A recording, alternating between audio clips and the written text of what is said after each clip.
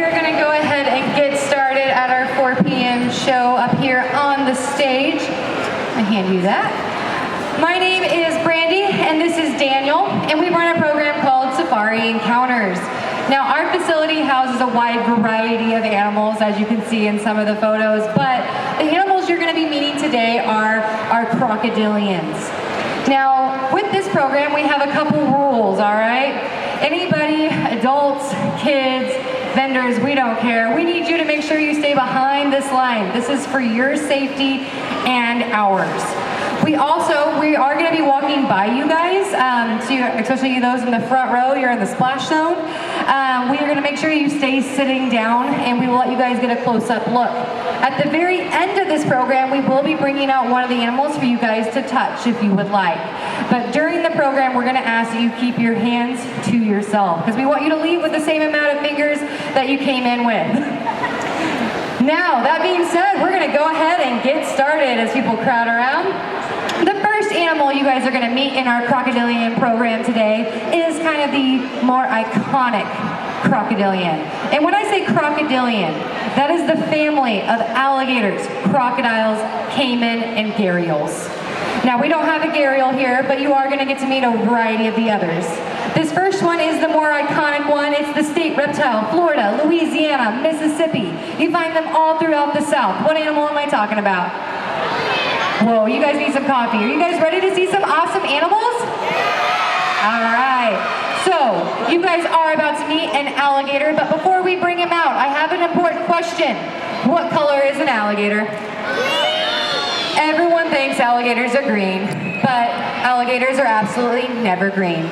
You guys are about to meet Darth Gator. And Darth Gator is one of our American alligators at our facility. For those of you just joining us, we want to make sure you stay sitting down, and please do not approach the animals as Daniel is walking by. Now, Darth Gator is one of our rescue alligators, and a lot of times people ask, how do you get a rescue alligator in California? And almost all of them have the same backstory. A couple goes to Florida, and they make what we like to call a PPD, and that is a poor personal decision.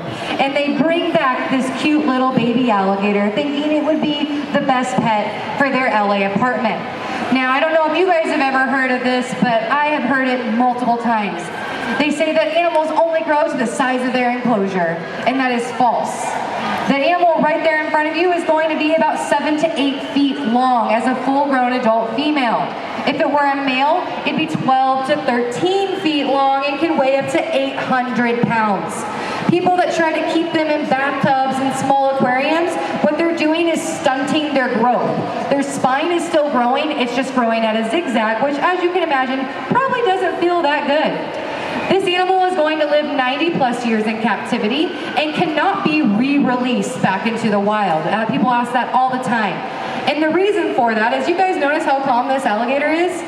She is not afraid of people. She would go right up to a person and expect them to give her food. And she would be labeled a nuisance alligator if she were to be re-released. She does still have all of her wild instincts though. Now, everyone sees this animal and they're like, yeah, that would probably be a bad pet. Regardless of the fact that every animal we're going to be bringing out today, we have to have special permits for her to show you. So they are illegal to keep. But everyone sees this animal and they're like, yeah, I get it. You know, probably not a good pet. The problem is when you see an animal like the one I'm going to be bringing out just now.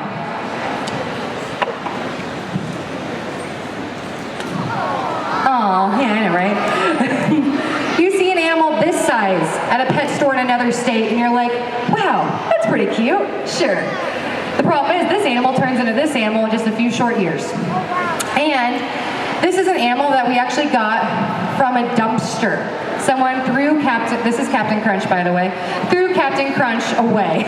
And Fish and Wildlife reached out to us and asked if we would assist them in giving him a place, because we are one of the only places in California that will take in rescue alligators. Most big zoos don't have the space to house them for the duration of their life, so we are happy to do it. Now, alligators are probably one of my favorite animals, and I want you guys to get a really good look at it. Darth is going to be joining us here in just a little bit again, but you guys, how do you say goodbye to a leaving alligator? See you later, alligator. Now you'll notice I touched on the fact that it wasn't green. Alligators live in water that has algae. Algae sticks to their skin and it makes them appear to be green, but they're actually not green. In very rare cases, they could be white, like albino alligators. An albino alligator that's about the size of Captain Crunch costs about $20,000. So you will not see one of those on the stage today unless someone's feeling very generous to our program. Now, the next animal you guys are going to meet is an animal that would successfully cohabitate with an alligator. This is an animal that most people don't always love, but we love them at safari encounters. Does anybody know what kind of animal successfully lives, another reptile, with an alligator? Crocodiles, so sometimes. Caimans are jerks. It is a snapping turtle. Now you guys are about to meet Squirtle. And Squirtle is something called a common snapping turtle. Now, believe it or not, Squirtle came from the Central Valley in a pond. And someone may have gotten Squirtle as a pet a long time ago and then re-released it. The problem is this animal can be invasive here in California. It has everything it needs to survive. And the problem is there's nothing that's going to compete with this. We have western pond turtles. Do you think it stands a chance against that? Absolutely not. So these guys are becoming a huge problem here in California because people get them as babies, which you guys are going to get to meet a baby one as well. Because it's the same, I knocked the mic off. It's the same thing as the alligator. People see this animal. This animal was found in Richmond on a creek. Because there's an active breeding population with these guys. So safari encounters will take these guys in instead of having them euthanized, and we'll use them in our education program to show you guys how the differences are. Now, you'll notice how Daniel is holding this animal. This is a very safe way to hold a common snapping turtle. It's not hurting it, but the reason he's holding it like this is this animal can have a 19-inch long neck. And it can strike at a speed of 150 miles per hour. The fastest human punch on record is 45 miles an hour, just for reference. So this is a very, very intense animal. Full grown, it's only going to be about 30-ish pounds or so, and it's going to live 40 to 50 years in captivity. So not a very, very large turtle in retrospect, but have a very, very good look at this animal. It's got a very narrow head, very smooth shell, and it stays fairly small. Because the next animal you guys are going to meet is not a common snapping turtle. Does anybody know what the other species of snapping turtle is? Alligator. An alligator snapping turtle. And alligator snapping turtles, this is a baby common, but they start out the same size. They hatch out of an egg. This is an animal that's probably about 6 months old. So very, very small animal. You guys are about to meet macadamia. And macadamia came to us from a zoo that was closing down because of COVID. And he is about 30-ish years old. And he's probably one of our largest animals. Daniel has to get a couple stretches in because he is a big boy.